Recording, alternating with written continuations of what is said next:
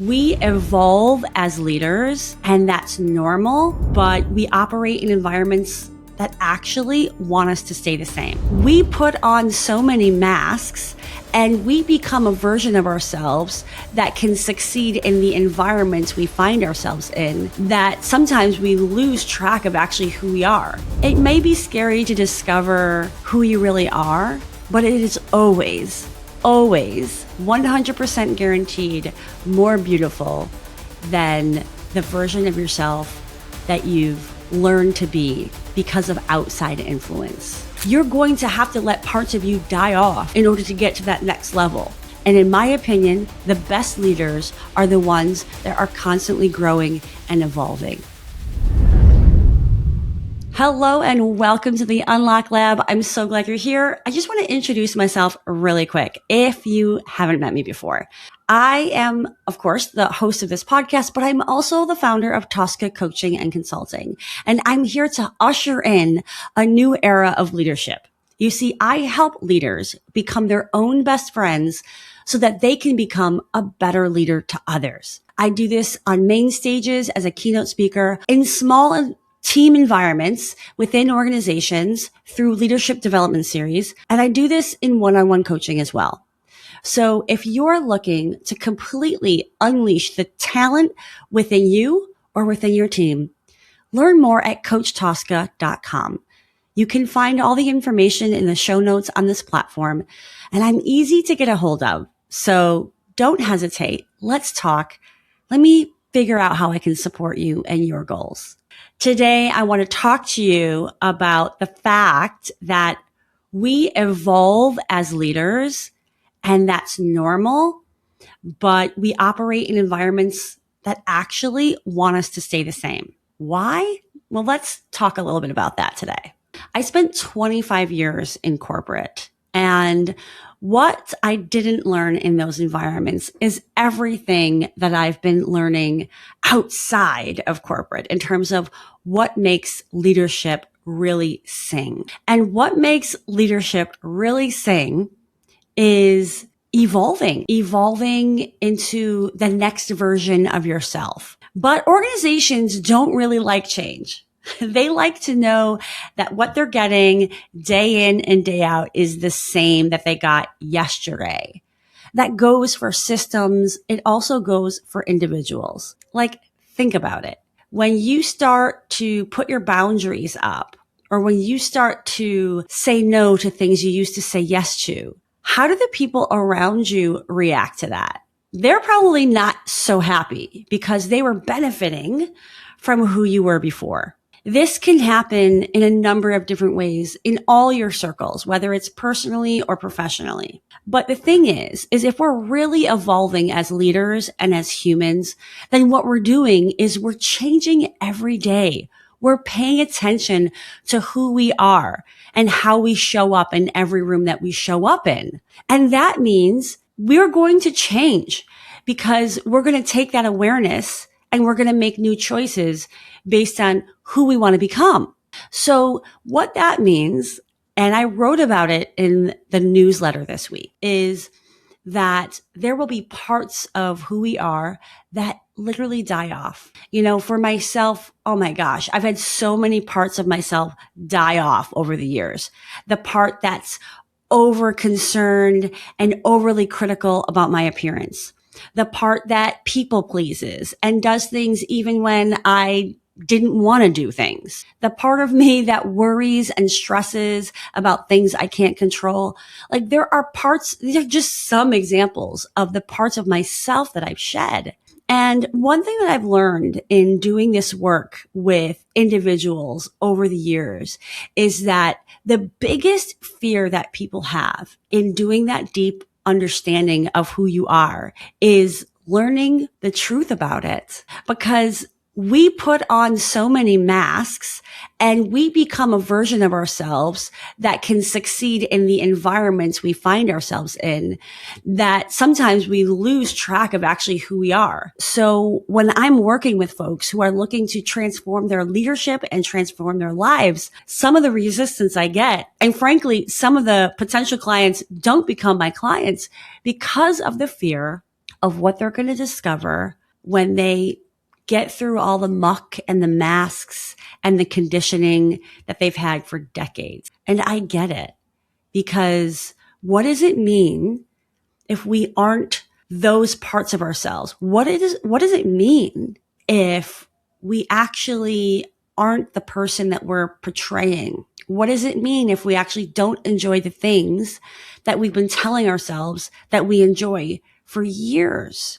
And that can be a scary thing. But what I think people don't understand is that, yeah, it may be scary to discover who you really are, but it is always 100% guaranteed more beautiful than the version of yourself that you've learned to be because of outside influence. One of the things I want to let you know of right off the bat is that I have this awesome inner critic quiz that is available on my website.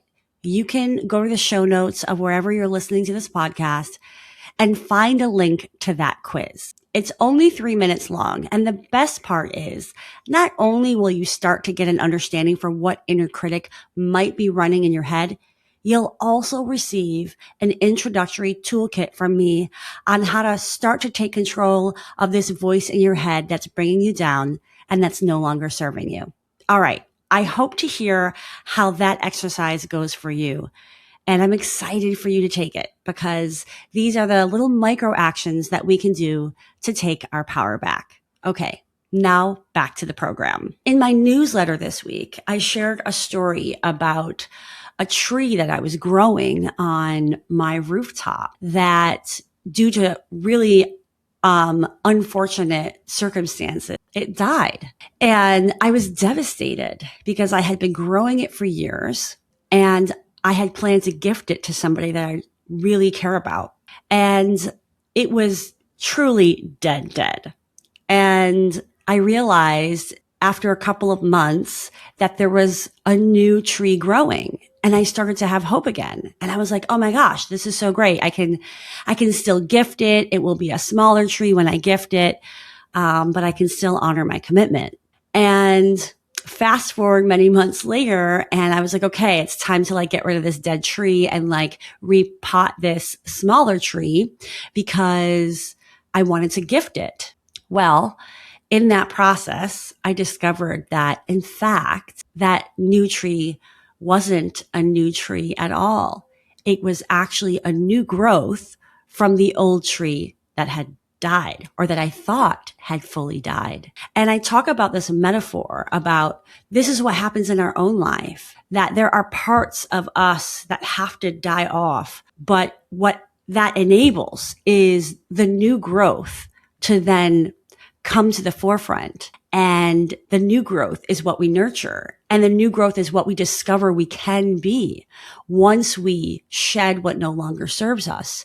And the shedding could be our thoughts. It could be our behaviors. It could be the people that we've surrounded ourselves with. It could be the environments that we've been in. And it's really scary to let go of things when we don't know what's coming. And the same holds true for the parts of ourselves. What's coming if I'm not this person I used to be? What's coming if I'm not the people pleaser anymore? What's coming if I'm not the person that just says yes, even if I don't want to do the thing? Who am I if I am fully confident in who I am and what I have to offer? What does that mean in terms of how I get to show up differently? And the thing is, it's a process, the process of the thing dying and the new growth taking root and busting through the surface of the dirt. But in life and in our leadership, this is a natural process. And where we get stuck is when we don't see this as a process, and we don't see this as something that we have to pay attention to, because we may have to make some decisions about what happens next because of who we're becoming. And I want to give a real concrete kind of situation about this. So many times that I've seen through myself, through clients, and even through former employees, what happens is when maybe we have been in a pattern of doing things where we build a reputation for ourselves that's maybe not so positive. right? So for example, maybe you have built this reputation that maybe you're not reliable because you're late on your deliverables. And then there's this like perception that's going on around your performance. And when you do that work to say, why can't I hit my deadlines, right? And you realize where procrastination might be coming from and that there's maybe fear underneath. And then you start to say, I'm going to change this and I'm going to make sure I deliver on time, right? Like this is just an example. But what happens is you can be doing all that changing and you can be delivering on time for quite some time. But the people around you may not want to change that perception of you. Why? Because we like to confirm what we've already determined about a person, a place, a situation, or a thing. Right? That's confirmation bias. So while you may have been making these big changes, other people may still, have a bugaboo about you. Maybe that old reputation is still hanging on, even though it's not true anymore. And so this part of you has died off, right? This part of you that procrastinates, this part of you that is driven by fear of not doing something well or whatever that situation might be. That part has died and a new version of you has emerged. The one that, knows how to manage your fear. The one that changes up your schedule so that you don't procrastinate and all the things. And that new growth is there, but other people aren't willing or able to see it. And so sometimes what we have to do is we have to invite other people and we have to ask other people to see us in the new version of who we are, to see our changes, to honor that we are showing up differently. We often have to literally ask if folks are willing to do that as we change and we evolve as leaders. Because if we don't have that buy-in, if we don't have that understanding that I'm changing and I need you to see that, then we may not want to stay there in the long term. It may not be our best power move. And there is a thing around, fresh starts and new starts. And yeah, sometimes we do need that because the people that are around us aren't seeing our evolution and aren't seeing that we've changed. So, this is one of those, ugly truths about leadership that we don't always talk about, that we do have to enlist others in seeing those parts of us that we're shedding and those parts of us that are emerging. And we may even need support from others to say, look, I'm really working on this. And maybe also it would be supportive if you would help me hold myself accountable. And then you're like enlisting them in the journey. It's a really powerful process and it may not always be necessary. But the longer that you are somewhere and the longer that folks have had to make an opinion or form an opinion about you, then the more likely that you're going to need to enlist their support as you shift. Maybe you showed up aggressive and in bad moods and negative for a while because you personally were going through a hard time and that's how you showed up. And so people have come to expect that from you. And like maybe you've done some work, maybe you've gone to therapy, maybe you've had a coach, like maybe you've had some aha moments, maybe you've done some reading and now you're like, damn, I don't want to be that person and I'm not going to be that person anymore. Like this is another example of how, we have to rebuild trust when we show up differently because people might be holding on and they might be waiting for the other shoe to drop for the pessimist in you or for, that aggressive side of you to show up. So rebuilding trust can be it's a two-way street. Like we have to enlist people, and give them comfort that this is who we are now. And this is what we're working towards. This is what 25 years in corporate America didn't teach me, that I had to learn on my own. And I hope that as you look to be the leader that you want to be, to continue to grow and not just grow interpersonally, but to grow in your career, that you realize that you're going to have to let parts of you die off in order to get to that next level. in order to raise your vibration of leadership, in order to show up in service of you first and others second. This is part of the process, the shedding and the allowing of the new growth to come in. That's what's going to unlock your next level, is allowing the new growth. And that's uncomfortable, because you may not know what's coming. You may not know who you're going to become as you shed these parts of yourself. But I'm sitting here as testimony myself, and also in helping many, many people through the shedding of their skins, that the other side is well worth the effort. And it's also well worth letting the things go in your life that no longer fit. That's another big part of what has to die off. And that is the way that we've done things in the past. I mean, right now it's super evident, right? The way that we used to make phone calls, the way that we used to send emails, the way that we use technology, right? Things are changing all the time, but we've gotten so comfortable with the systems that we've had that it's really hard to let go of those processes and systems that you've perfected, and present company included.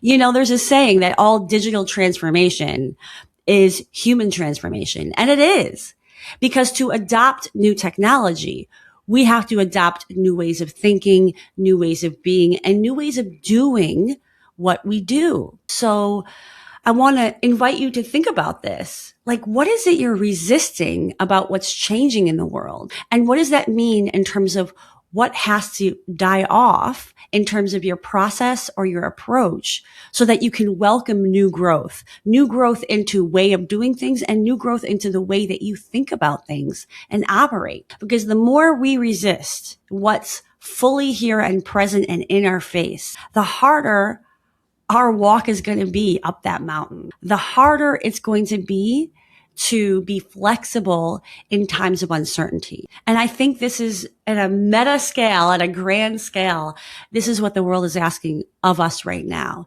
Can you shed old ways of doing things to allow new ways of doing things emerge, and for you to discover the possibility in that? And that part is also about discernment. Because I'm not saying that every new way of doing thing that comes through is going to be the ideal way or the best way. But the key is for you to identify the pros and the cons. Use your critical thinking to say, what's good here that I want to keep? And what might I want to get rid of that doesn't work for me, or that I don't think is in integrity with how I want to operate? Like any new tool, right? It's an option in your toolbox. But if you're just ignoring it altogether, then you're not on that growth trajectory. You are getting in your own way of elevating your leadership and your life. So I know this is like a big topic, right? But I'm hoping that today you have some new thoughts about who you want to be in times of change, and what it really means to evolve and get to that next level of leadership. Because who you were yesterday is not going to be who you are tomorrow if you are committed to your constant growth and evolution. And in my opinion, the best leaders are the ones that are constantly growing and evolving. If you have any comments about this episode, I would love to hear from you. Please reach out, use the show notes, or use the comments on whatever platform you're listening to. I'd love for this to be a dialogue. And if you missed my newsletter for June, then you can find it on my website under the blog section, because I also post it there. I don't want you to miss this newsletter, because it's just going to reinforce and reiterate what I'm talking to you here about, allowing what needs to go so that what's coming has space to grow. All right. Thank you so much for coming here to the Unlock Lab. It's a pleasure to be with you, and ciao for now.